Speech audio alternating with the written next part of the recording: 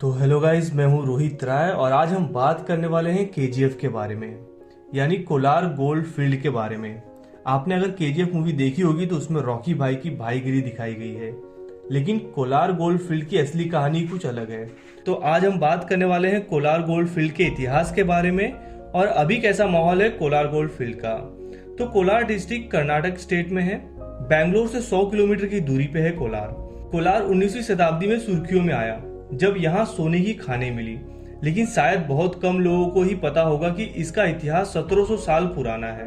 350 ईस्वी से 1000 ईस्वी तक कर्नाटका पे गंगा वंश का शासन था और तब कोलार उनकी राजधानी हुआ करती थी।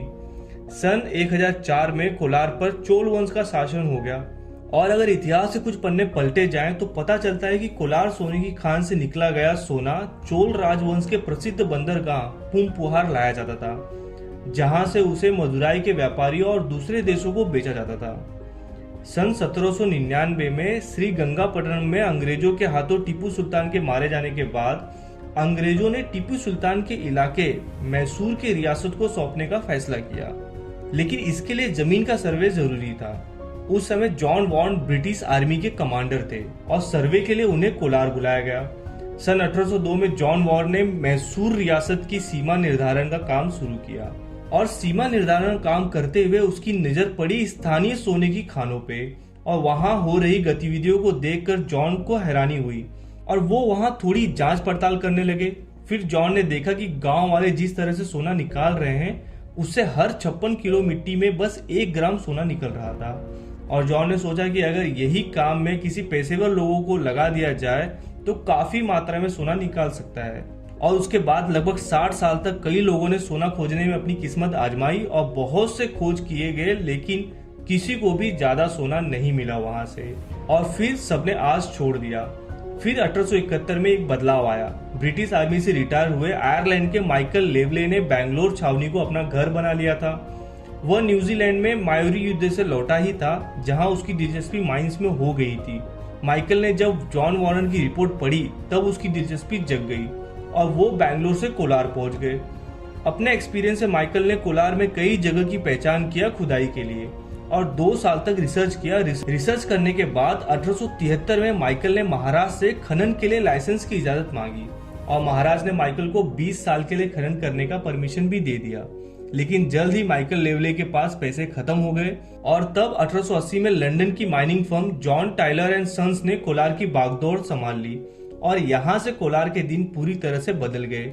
ये फर्म माइनिंग के लिए मॉडर्न मशीन ले आई कोलार में और उस समय कोलार की खान सबसे गहरी और सबसे ज्यादा सोना देने वाली खान हो गई थी और गोल्ड माइनिंग की वजह से ही कोलार गोल्ड फील्ड भारत में उन पहले शहरों में था जहां इलेक्ट्रिसिटी आई। बैंगलोर और मैसूर से पहले ही कोलार गोल्ड फील्ड में बिजली आ गई थी। 1902 से केजीएफ में 95% सोने का उत्पादन होने लगा था और इसी वजह से केजीएफ इतना डेवलप हो गया कि केजीएफ को लिटिल इंग्लैंड बोला जाने लगा। शानदार सड़कें, पूरे समय पानी की supply, electricity, rail, hospital, club, ये सब आ गया था केजीएफ में। लेकिन जहां अंग्रेज ऑफिसर और कर्मचारी ऐश की जिंदगी जी रहे थे, वहीं भारतीय खनन कर्मियों की हालत बहुत खराब थी। वो मिट्टी के बने हुए घरों में रहते थे। जैसे जैसे गोल्ड निकलते गया वैसे वैसे माइंस और गहरी होती गई। कुछ माइंस तो 3 किलोमीटर नीचे तक थी।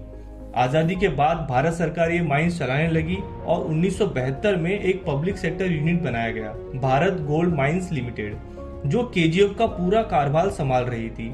लेकिन 1990 आते आते केजीएफ से बहुत कम सोना निकलने लगा और प्रॉफिट से ज्यादा एक्सपेंस होने लगे थे।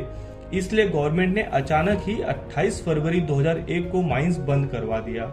नॉर्मली जिस तरह से माइंस को बंद किया जाता है वैसा कोई प्रोसीजर फॉलो नहीं किया गया और बहुत अचानक ही माइंस को बंद कर दिया गया। माइंस के बंद होते ही केजीएफ लिटिल इंग्लैंड से हेल में बदल गया। वहां आज करीब 2,60,000 लोग रहते हैं जिनके पास कोई जॉब नहीं है। ज्यादातर लोग 3-4 घंटे का सफर करके बैंगलोर जाते हैं जॉब के लिए। अब केजीएफ में प्रॉपर इलेक्ट्रिसिटी भी नहीं मिलती, ना ही वाटर सप्लाई, और जो मजदूर उस समय माइंस में काम करते थे, माइंस बंद होने की वजह से वो आज गरीबी में जी रहे हैं। और आपको केजीएफ में इस तरह के पहाड़ देखने मिलेंगे। ये पहाड़ माइनिंग से निकलने वाले वेस्ट से बने हैं जिन्हें मिल टेलिंग कहा जाता है। माइंस में गोल्ड को प्रोसेस करने के लिए साइनाइड का बहुत यूज किया जाता है और इसी वजह से इन पहाड़ों में साइनाइड की मात्रा बहुत ज्यादा होती है, जिसके वजह से लोगों के हेल्थ पे काफी दुष्परिणाम हो रहे हैं। और बारिश के समय इन पहाड़ों से बहने वाले पानी की वजह से केजीएफ की पानी भी दूषित हो गई है। गवर्नमेंट को केजीएफ के लोगों के बारे में सोचना चाहिए।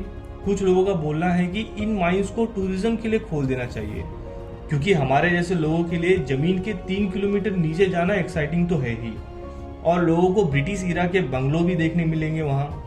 तो ये है इतिहास केजीएफ का। तो आई होप गाइस आपको ये वीडियो अच्छा लगा होगा। तो अभी के लिए बस इतना ही, आपसे लेता हूँ विदा, धन्यवाद।